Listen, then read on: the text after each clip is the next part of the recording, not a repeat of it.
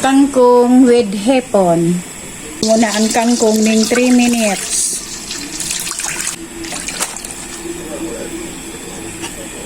Asin. Ako pang kinamo na. Igagaga ko ang kangkong, malaga ko ning 1/2 cup na tubig. Tapos laganan ko ning toyo, soy sauce, 1 tablespoon na cornstarch. Ang pigluluto ko pang diet. Haluan tamo na muna. Tapos malaga ko ning paminta, bawang, tapos sibuyas. Yan po. Pagkalipas po ng 3 minutes, haunong ko na ining kangkong.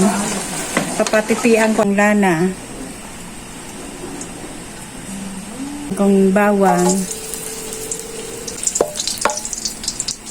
sibuyas,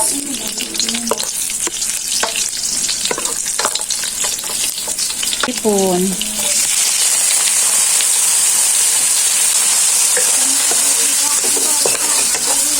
minute, hipon,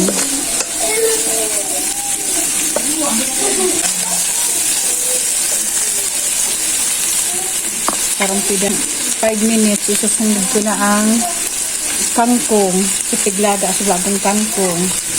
Yan po. At ko na. Lulutoon ko ng mga 2 minutes. Yan, sauce.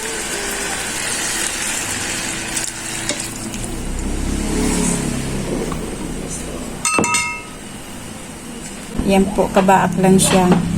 Kabangaan lang kami. Kangkong paminta.